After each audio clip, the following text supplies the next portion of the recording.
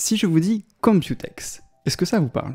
Alors pour faire très simple, c'est un immense, quasiment l'un des plus grands salons technologiques au monde. Il a lieu chaque année à Taïwan, et cette année il a lieu du 4 au 7 juin. Et ce qui est assez ouf en fait avec ce salon, c'est que quelques-uns des plus grands acteurs de l'industrie sont présents, ce qui fait qu'on a le droit à une pléthore d'innovations, soit des concepts un peu de produits qu'on aimerait voir un jour débarquer, soit au contraire des produits qui eux arrivent sous quelques semaines. Mais il y a tellement d'annonces pendant cette semaine que s'y retrouver c'est un bordel pas possible. D'où le but de cette vidéo. Salut tout le monde, c'est Noix de Citron et dans cette vidéo je vais vous présenter quelques-unes des innovations dédiées uniquement autour des écrans parce que sinon il y en a beaucoup trop, et je vais essayer de vous expliquer aussi qu'est-ce qui font que ces écrans-là, ces annonces-là sont intéressantes ou non. Et dans la liste des marques que je vais vous présenter aujourd'hui, il y a Cooler Master, Asus, Acer, Dell, Corsair et enfin MSI.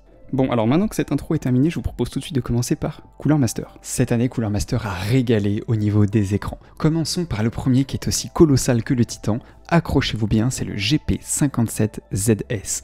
Un monstre de 57 pouces qui fait du 7680 par 2160 pixels. C'est énorme, c'est l'équivalent de deux écrans 4K de 32 pouces côte à côte, mais comme ce ne sont pas deux écrans indépendants, mais un seul écran gigantesque de c'est donc 57 pouces, vous n'avez pas la barre noire au milieu, et c'est absolument excellent que ce soit pour du gaming ou de la productivité. En revanche, petit point négatif qui n'en est pas un, parce qu'on est déjà sur un écran annoncé à peu près 2000$, c'est un écran qui n'est pas OLED mais VA. Alors ça sera pas le plus adapté pour du gaming compétitif, des FPS, etc. En revanche, pour bosser, pour du multimédia, pour même des jeux d'aventure, du World of Warcraft, quelques jeux RPG, etc. Ce sera excellent. Pour la simulation, alors avoir un écran de 57 pouces incurvé à 1000 Hz, ça doit être incroyable comme expérience. Si vous avez un cockpit, un truc comme ça doit être fou. En plus de ça, on a un éclairage qui se fait par mini LED pour avoir des contrastes et une luminosité largement supérieure au LCD traditionnel, mais si le mini LED vous intéresse, n'hésitez pas à regarder les autres vidéos de ma chaîne parce que j'en parle déjà. Il y a également deux autres références d'écran, toutes les deux en 27 pouces en QHD, donc 2560 par 1440, et en VA. C'est donc respectivement les GM27QPA et le GP27QP. Tous deux à 240 Hz, le GM27QPA est un peu plus standard, un petit peu pour l'utilisateur lambda. En revanche, le GP27QP est lui un modèle beaucoup plus haut de gamme avec de l'HDR 1000 à taux de contraste bien supérieur et surtout du mini LED. Et c'est intéressant parce qu'il a le double de zone de l'écran mini LED 27 pouces qui existe déjà chez Cooler Master avec le Tempest que peut-être vous allez prochainement voir sur cette chaîne, je tease un petit peu. Mais dans tous les cas, ça reste deux très bons produits. Là où le GP27QP est intéressant, c'est qu'il a en plus la possibilité d'avoir un port USB type C qui permettra de recharger à 96 watts un ordinateur portable ou autre appareil, mais surtout 96 watts pour un ordi portable avec un signal vidéo, le fameux DisplayPort. Ce qui fait que vous pouvez brancher votre ordinateur portable dessus et le recharger et afficher le signal audio et vidéo avec un seul câble, et ça c'est vraiment très cool. Et concernant les annonces d'Asus, qu'est-ce que ça donne? On va totalement mettre de côté cette année les écrans gaming pour cette fois se concentrer sur deux moniteurs de la gamme ProArt. Et c'est vraiment incroyable. On a un moniteur 5K, ce qui fait qu'il fait 5120 par 2880 pixels en 27 pouces, et un autre de 8K, oui, 8K en effet, de 7680 par 4320 pixels sur du 32 pouces. Et avant de dire que ça ne sert à rien, j'ai aussi publié des vidéos où j'explique un petit peu la 4K, les avantages, les inconvénients, comment ça se passe dans la réalité, etc. Le fait d'avoir une définition, parce que oui, ça c'est une définition quand je vous parle de pixels, par exemple, quand je vous dis 5120 par 2880, c'est une définition, et la résolution, c'est la diagonale de l'écran, donc 27 pouces. L'avantage d'avoir une définition extrêmement importante dans une résolution qui ne l'est pas forcément, par exemple pas une télé de 65 pouces, ça permet d'avoir beaucoup plus de pixels par pouce, justement, c'est pour ça qu'on appelle ça aussi les DPI ou les PPP en français, pour les pixels par pouce, et c'est ce qui va permettre d'avoir une image beaucoup plus fine, beaucoup plus lisse et surtout beaucoup plus détaillée. Et c'est pas intéressant que pour le travail graphique, il y a énormément de cas sur mon Discord où je vais recommander à des gens qui font de la bureautique un écran 4K 60 Hz en 27 pouces, parce qu'aujourd'hui on peut en trouver dans les 200-230 €, et c'est un confort de lecture qui est absolument incroyable. Alors 4K 27 pouces, en règle générale, ça nous offre quelque chose comme 165-167 dpi. Là, on va passer de 165-167 à 218 dpi.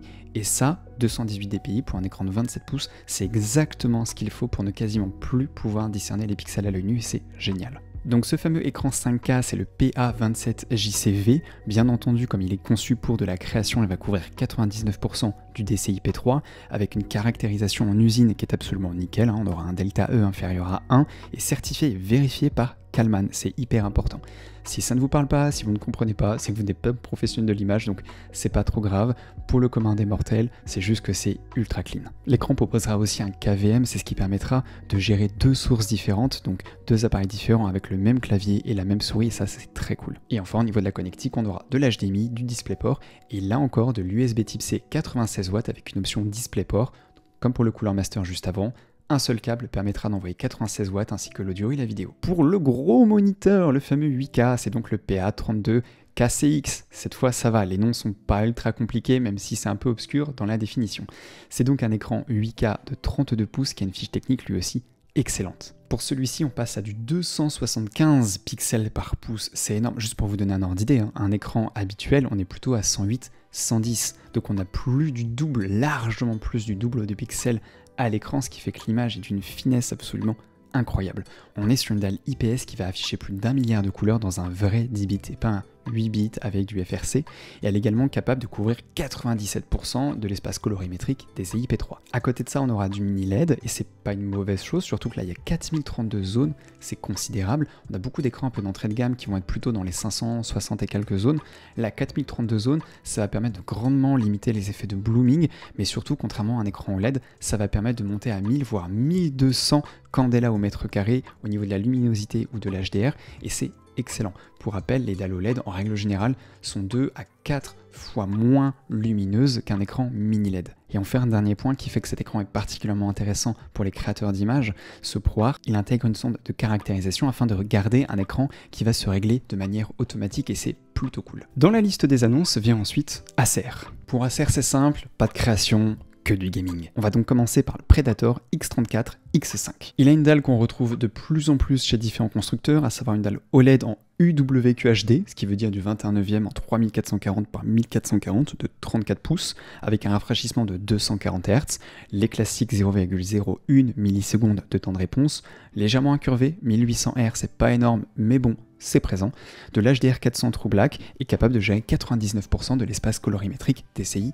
P3. Bien entendu, on va avoir un écran qui va être compatible FreeSync, G-Sync, il corrige aussi les erreurs de la première génération des écrans OLED, et donc si vous cherchez du 21/9 qui est plutôt cool au niveau de l'immersion et autres, c'est une dalle qui est très sympa. Si toutefois le 21/9 vous gêne un petit peu, il y a également un 16/9 avec le Predator X32 X3 qui fait du 32 pouces en 4K, 3840 par 2160.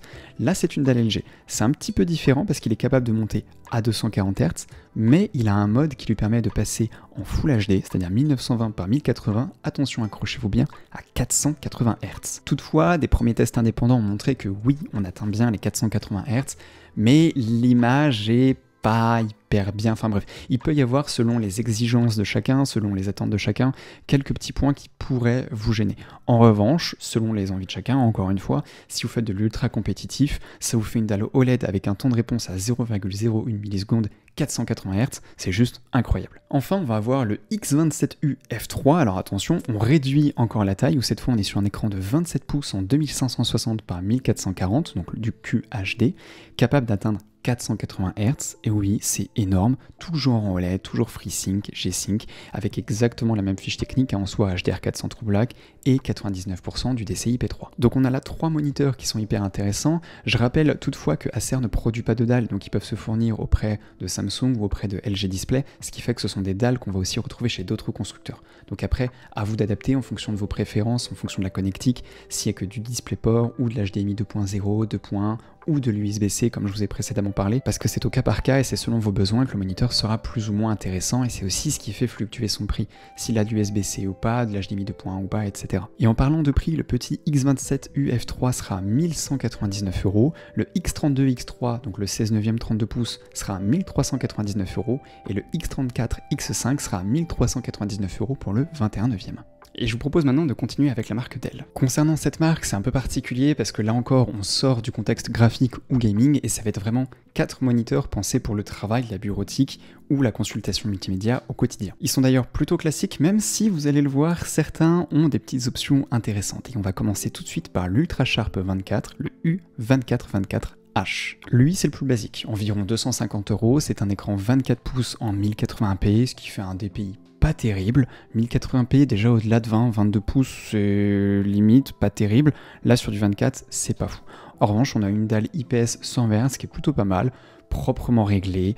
Bref, c'est pas un écran qui va casser 3 pattes à un citron, mais il se défend. Et à côté de ça, il y a le U2424HE qui, c'est pas du tout moi qui écris les noms, pour une cinquantaine d'euros supplémentaires, apportera un vrai plus puisqu'il aura un hub, une carte entrée-sortie largement supérieure avec un port Ethernet dans l'écran, oui, qui vous permettra d'avoir de l'Ethernet à 2,5 gigabits par seconde, d'avoir du DisplayPort en USB-C, permettant encore une fois un seul câble, cette fois à 90 watts pour recharger l'ordinateur, des fonctions KVM pour utiliser le même clavier et même souris sur 2 ordinateurs différents, et ça c'est vraiment très cool. Pour le reste c'est la même chose, c'est vraiment le même écran, même dalle 24 pouces, 1920 par 1080, etc. Mais avec vraiment toute cette partie connectique qui est vraiment largement supérieure sur ce modèle-là, ce qui explique bien entendu cette petite différence de prix. En revanche, dans les deux cas, ce qui est intéressant, c'est que c'est un écran avec un pied plutôt bien pensé, même s'il est compatible VSA, qui permettra de passer en portrait et en paysage. Vient ensuite quasiment la même chose pour les 27 pouces, c'est-à-dire avec le U2724D et le U2724D. Là, c'est encore mieux parce qu'en plus, on peut avoir du Thunderbolt. Comme pour le précédent en U2424HE, on peut chaîner les écrans, c'est-à-dire connecter un écran sur un écran, et donc les deux écrans avec un seul... Ouais, il faut s'accrocher.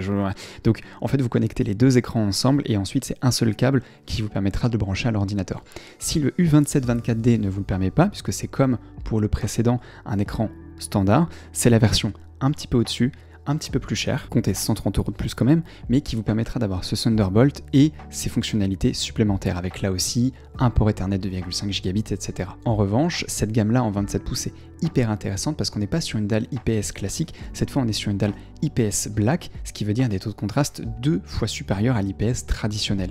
Dans les deux cas, c'est hyper intéressant. Donc en gros, c'est de très bons moniteurs pour du multimédia ou même pour des gens qui veulent regarder juste des films et des séries en dehors d'une partie télétravail ou d'un bon moniteur du quotidien, parce que vraiment, l'IPS Black, avec le 2000 points en contraste, c'est vraiment génial. Et si vous sentez l'âme d'un pirate, je vous propose tout de suite de découvrir les annonces de Corsair. Mais alors pour eux, ça va aller très vite, bien plus vite à présenter qu'à lire le nom, puisque c'est le Corsair 34 WQHD 240 QD-OLED. Alors, le nom est très long, mais très simple à comprendre. 34 parce que c'est un écran 34 pouces, WQHD parce que c'est son ratio, sa définition de 3440 par 1440, 240 parce qu'il monte à 240 Hz, et QD-OLED parce qu'il a une dalle QD-OLED de Samsung. À côté de ça, c'est une fiche technique qu'on retrouve là encore assez souvent sur d'autres marques, d'autres moniteurs. Écran, voilà, 3440, 1440, incurvé à 1800 R, FreeSync, G-Sync, QD-OLED, avec un temps de réponse de 0,03 millisecondes, 100%, et ça c'est très bien, 100% de l'espace colorimétrique sRGB, et il est capable de monter à 1000 candela au mètre carré. En revanche, j'ai pas vu d'informations sur la taille de la fenêtre, c'est-à-dire que c'est le problème des écrans OLED vis-à-vis du mini LED. En fonction de la taille de la fenêtre qui va afficher une lumière vive, eh bien la luminosité va descendre. Par exemple, il peut très bien monter à 1000 candela au mètre carré, mais sur peut-être 3% ou 5% de l'écran, là où un écran mini LED peut afficher cette valeur-là sur la quasi-totalité de sa dalle de manière simultanée. En revanche, ça reste un excellent écran sur le papier, après avoir en fonction des positionnements tarifaires et de vos besoins, parce que là encore, il intègre une connectique relativement complète, DisplayPort, HDMI et USB Type-C. Bon bah c'est pas mal ça. Maintenant on va conclure avec la marque MSI. Et ils ont pas mal de produits avec de l'OLED, du VR et autres, mais surtout ils sont super intéressants.